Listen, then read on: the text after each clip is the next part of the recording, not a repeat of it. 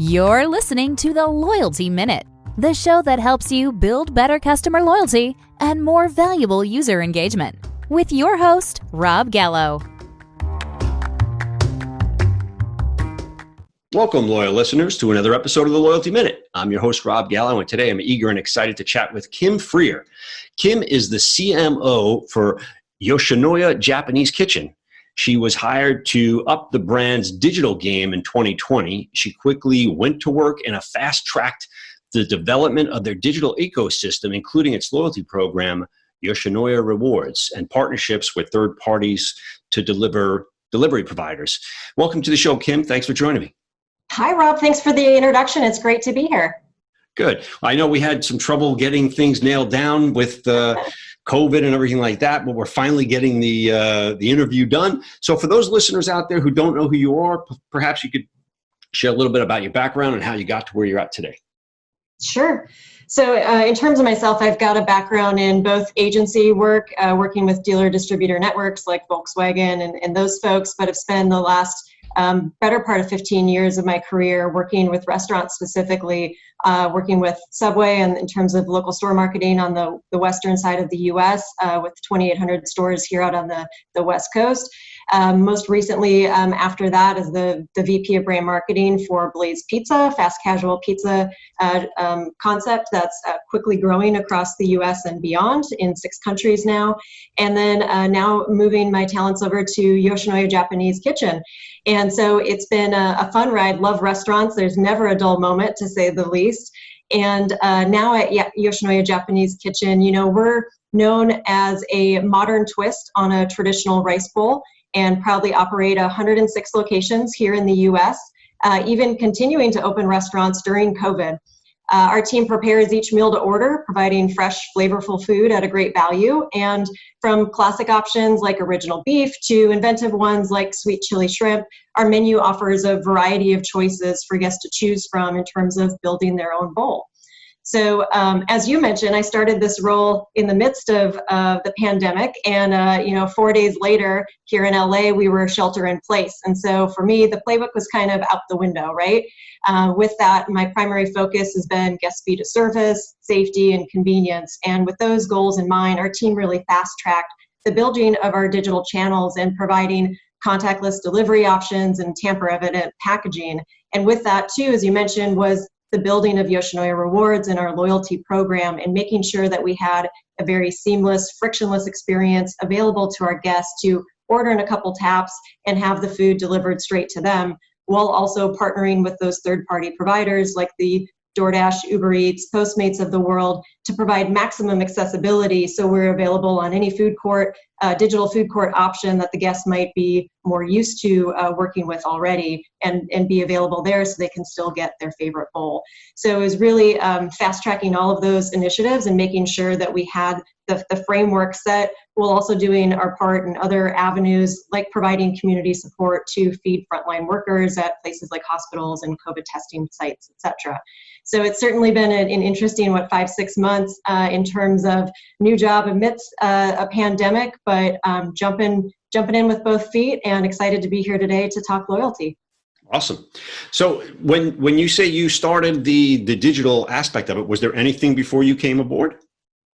You know, there wasn't. So they didn't have online ordering or a mobile app. It was in the works, but had not been all the way to Bright. So that was step one. And now we're in that stage of we've got the foundation built, excited about the product that we have, and have gotten kind of rave reviews from our guests about it. So right now we're still building the ecosystem itself. And then from there, we'll continue to get more sophisticated with some of the ways that we use it. Well, I'll tell you one thing about COVID. I mean, it's getting people that might not have thought how to become innovative like that to really think outside the box. You mentioned tamper-resistant contactless, and I know these are now all buzzwords that people are doing, but I think it wouldn't have happened, obviously, had the pandemic not happened. So it's good to see a company taking advantage of certain things like that. But I digress. First, I wanted to ask, what I ask all my guests is, on a personal level, just to get to you in a consumer standpoint, what makes Kim Freer loyal to a company? Why are you loyal to a brand? What does loyalty mean to you? Sure. To me, customer loyalty is it's intangible, right? It's a feeling. It's something you can't quite put your finger on. I equate it kind of like to a relationship, right? You want a brand that treats you as a partner, has this two-way conversation with you, and feels like takes your thoughts into account. And that's something that's really special. And I think, for instance, that's why Southwest Airlines is commonly a part of this conversation. I feel like I've heard other listeners you've talked to speak about them, because they clearly understand the pain points of travel and have made a concerted effort to address them. Hate feeling nickeled and dimed for checking your luggage, no fees here. You hate being penalized for changing your travel schedule, no problem. I mean, even down to the safety instructions and the way that they can inject a brand personality into what otherwise is the mundane retelling of the same speech. They've kind of thought through all parts of it. And, we're not even mentioning the drink tickets, but it's all of those little extra touches they do along the way, the 360 experience that really makes the brand what it is. I couldn't agree more. Even the boarding process to me is simple, and I love the airline just for that reason. But so in other than Southwest, are there any things either positive or negative that you could share with our listeners as a story as to why you might be loyal to a brand or not loyal to a brand? Sure. In a past job, I was on the road all the time. And so I tried every version of hotel provider and loyalty program that there was. And to me, Marriott really rose to the top of that. They had a loyalty program that not only gave you points for every stay, but also had other partners that you could use those points with in terms of rental cars and travel excursions, and kind of thinking through, again, that 360 experience of what you would need once you get to your destination. But within their loyalty program, they also have tiers. And so as you were more loyal, you would unlock a new tier and would unlock with that more perks. And, being on the road all of the time and going city to city and trying to get ready for the next meeting, one of the perks that really meant something to me was having access to the concierge lounge. And it might sound, pretty simplistic, but when you're a person on the go that has a finite amount of time before a meeting or a presentation, the last thing you want is to have to go off site to find a bagel or whatnot and have, one extra step to your day, when you can have the speed and convenience of staying in one spot, get your workout, get your cup of coffee, and then jump into the meeting room. And at the same time, traveling on the client's dime, of course, one, room service is not an option. And two, they like it too because it's free. It's an all-inclusive price. And so there's some of those things that as you continue to go up in their program, you keep unlocking these perks, which were nice. But then they went the extra step. So my husband and I were traveling through Europe, and we were in the Brussels Marriott. And I guess based on my consumer profile, they knew that it was my birthday. And next thing we know, a bottle of champagne, chocolate-covered strawberries, and a personal handwritten card arrived at the hotel room. And it's one of those things that I was just so charmed by, all of those extra touches that were more than a robot or more than something that's in the AI that's just planned to send to you, that somebody had gone through those extra steps to provide, that it's been almost a decade later and it still resonates with me as this extra thing that the brand had done. And I'll never forget it. And it really helped kind of cement my loyalty to the brand. Yeah, that's, stories like that are the reason that people become loyal and stay loyal to brands. I think, like you said, hit the nail on the head at the top of the show. Experience with that brand creates an emotional attachment. And I sound like a broken record because I've been doing this for so long. But, for new listeners that are coming on board, again, so business owners that are listening to these types of podcasts really need to think about the experience with the brand more than the points. I mean, points are great. That's kind of keeping score.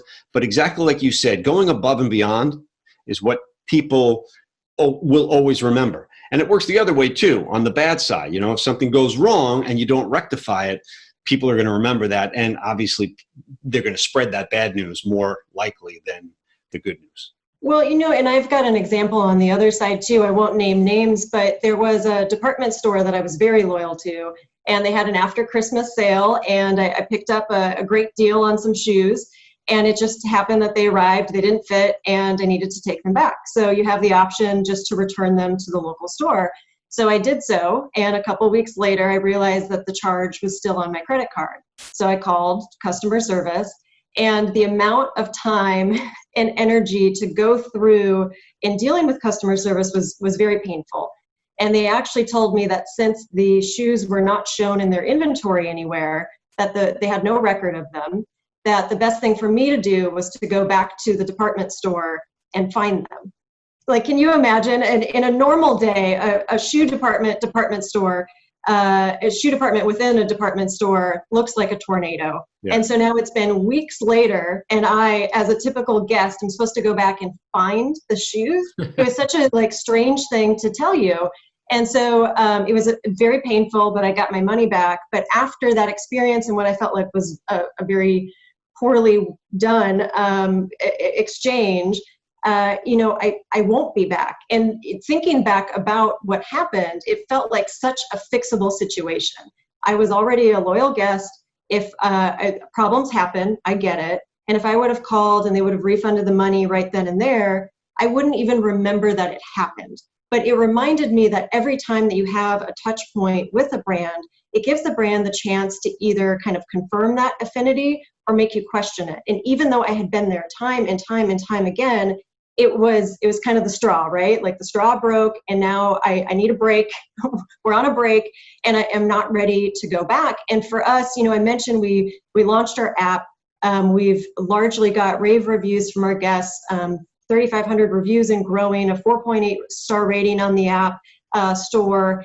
But we want to make sure too that we're hearing that we're doing our best job with loyalty and guest response as a whole. And so our cross-functional team is meeting every week to go through all of those comments that we're getting, all of the feedback, to say, what is our scorecard? How are we doing? Obviously, as we get guest feedback throughout, we're answering all of those things in real time, but we need to assess every week to say, are we doing well? Are we not? Are there certain opportunities that we have that we can just solve right now? And for one example, for us on the app, we had just kind of onesie-twosie comments about there was a particular product that you were not able to customize on the app in the same way that you would in the store. And the guest had highlighted it to us. And we said, well, why should you be penalized because you've ordered through the app? You should be getting the same, if not an even better, easier experience through mobile. And so, yes, of course we should do that. And we should make sure that we create the modifiers and do the things that would make it apples to apples to being in the store, but even easier. And so it's those type of things that we've instituted, every week we're going to sit there and we're going to go through what the feedback was, good, bad, and different, to make sure that we do keep a pulse on it. And I think that part is so important. Yeah. Consumer experience at every touch point, like you said, when a customer is interacting with your brand, whether it's mobile, whether it's on the phone, whether it's online, in person, it should be the same. It should be seamless. That's what creates a great user experience. But getting back to what you originally were saying about the department store, the biggest problem that I think a lot of people don't understand is, obviously you as a chief marketing officer understand that it's way more cost effective. In fact, it's six times more cost effective to retain an existing customer than to go out and get a new one. So why wouldn't you take care of your customers, your best customers, with kid gloves? It baffles my mind sometimes. So let's say, I know we kind of dovetailed right into it. Instead of now you being a consumer, now we're going to go to Kim Freer as the chief marketing officer. So as a marketing professional, can you share some pain points that you have personally when it comes to creating and maintaining customer loyalty? And if you have a story or an anecdote, that would also be helpful too. Well, I think it kind of dovetails into what I was mentioning in terms of being able to make sure that the experience is the same to what they are receiving in the store, and that you continue to iterate, because there are things that, even if it is the white label template and this is the way other brands do it, whether that's right or wrong, that doesn't, you need to continue thinking through it and making sure that you're providing the best experience. So one is the example on the customization. Two is, sometimes we get feedback too about some of the pre-selects that were initially in the app in terms of, are you doing pickup or delivery, et cetera. And so having greater thought behind if the pre-selects help or hurt, because sometimes they allow you to get the user through the experience faster with one less click. And sometimes it really provides the opportunity for a mistake to happen. And so if pickup, for instance, is a pre-select, but then at the end of the checkout, you've realized I actually wanted delivery, then for the guest to fix that causes them additional issues. And so it's trying to think through each individual portion of that and do iterations. So I would give probably both of those as a couple examples. Yeah, I couldn't agree more, because iteration is anything that is great today won't be tomorrow. And I'm exaggerating, but the point is that you always need to be improving on what you have, because if you don't, your competition will. Mm-hmm. You need to make it as, I don't want to say idiot proof, but yeah, I mean, it needs to be as seamless as possible, and to think through those things. And it's difficult sometimes. And you see companies like even Google, right? I use Google Docs for a lot of different things for some of my other businesses, and they come up with little features and functionality that I like, but I would just like to be able to do this. And they must never even have thought of it. Now they just came up with the ability to group tabs, right? Because I have 15, 20 to 5 different tabs open for several different business cases that I have. So yeah, to get back to what you were saying, the iteration of your app should always be changing and rolling with the times. I mean, gone are the days of punch cards in the loyalty space right now. It's not even just the points that people are attracted to, it's the ease of use and to get out what you're expecting. And that is a delivered food product, or, something that's ready for pickup as soon as you get there. And I'm sure you guys are doing curbside too, right? Yeah, you've got to think about you've got this very coveted space on somebody's phone, and you're already asking a lot for somebody to provide one more icon on their phone and to get that download. And so if you're not going to be easy to use, you're going to be deleted right away. So you need to make sure that the experience is just very intuitive from start to finish. Yeah. So from an internal standpoint, the people that you're working with either now or have been in the past, obviously they're definitely forward thinking now, but is innovation a curse word in your organization? So it's interesting you asked that, because Yoshinoya is one of the oldest restaurant concepts around. We've got over 100 years under our belt. And so for us, both being a legacy brand, but being in the restaurant industry on top of that, in a very saturated and competitive industry, and then now with COVID that just intensifies everything on top of that, it's really imperative for us to stay relevant and keep iterating and innovating. And, under new leadership, especially in the last few years, Yoshinoya went through this brand refresh where both the interior of the store was redone, a new logo, a menu that both kind of focused on customization and provided new flavors. And so there was this big transformation, and this is a continuation of that. So now the store and the experience has been elevated, and now it's the digital iteration of it too. So I would say that Yoshinoya dove in with both feet to quickly create the digital ecosystem, and does want to continue iterating and continue to providing and being committed to having tech solutions that provide the best guest service experience, but also to provide other ways that we communicate with our guests and continue to introduce additional platforms. So not only can you get us through the app and third party, but you can also order us through Google and through Instagram, and really kind of diving in and making sure that we've got all of our bases covered and we stay at the forefront. That's really leads into the next question. You have a crystal ball now, Kim. You have a crystal ball. What does the future of customer loyalty look like? Whether it's within Yoshinoya or not, what does it look like in your mind in the future? Well, to me, it's about getting laser focused and providing the most relevant information, content, offers to the guests. Because I think many brands have a loyalty program in place so they can check the box, right? But they approach it as more of a one-size-fits-all target concept versus having targeted segments and really going after users with information that's relative to them that's relevant to them that they'll want to use. And so you mentioned punch cards earlier. I mean, we've come a long way since punch cards and sub cards and all of that. But now if we have these tools, we need to take advantage of them and take advantage of having the data in front of us and being able to more quickly and cost effectively reach our guests, but to make sure that the messaging that we're providing is in the type of way that they want. Is it SMS or email or push notification, etc.? And is the message tailored to them in a way that makes sense? And so for us, it's about building out a customer journey. So on one side is, you've downloaded the app. How do we make sure that you've used that sign up offer and then get you to come back a second time and a third time? And we've built a habit and a relationship with you. And then on the other side, to get more sophisticated in terms of the segmentation and who you're reaching out to and when. And so I think you've got to look at it kind of from both standpoints, and that's really where we should be going.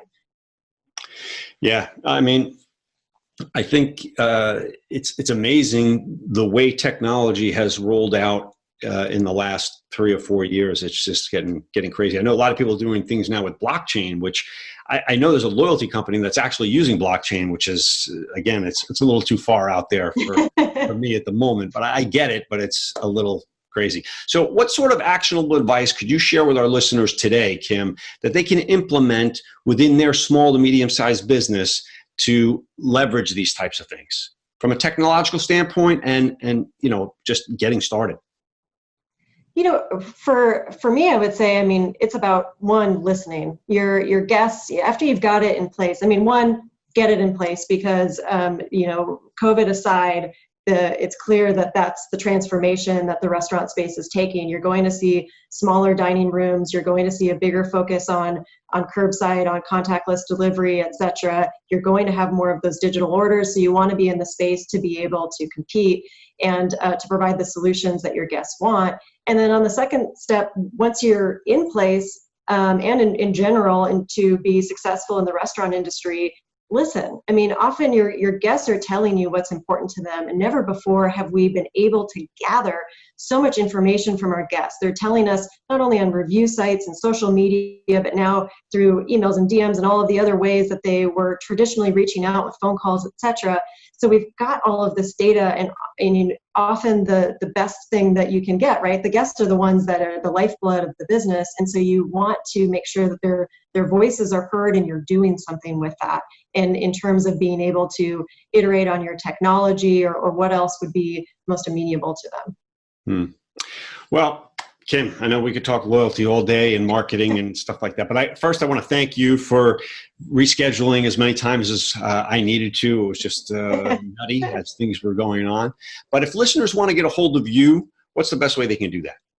Reach out to me on LinkedIn, Kim Freer, and I'd be happy to connect. Great. Well, I want to thank you for your time. Again, I sincerely appreciate all the insights that you've given, and I think our listeners would definitely enjoy it. I want to thank our listeners for investing some of their valuable time with us, and if you feel you received some value from the show, we would appreciate a 5-star review on your podcast streaming service. That's how we grow. If you know someone else who might value listening to the podcast, please do share. To reference this and other Loyalty Minute episodes, please visit theloyaltyminute.com. Enjoy. Thanks again, Kim. Thank you. All right. Bye-bye.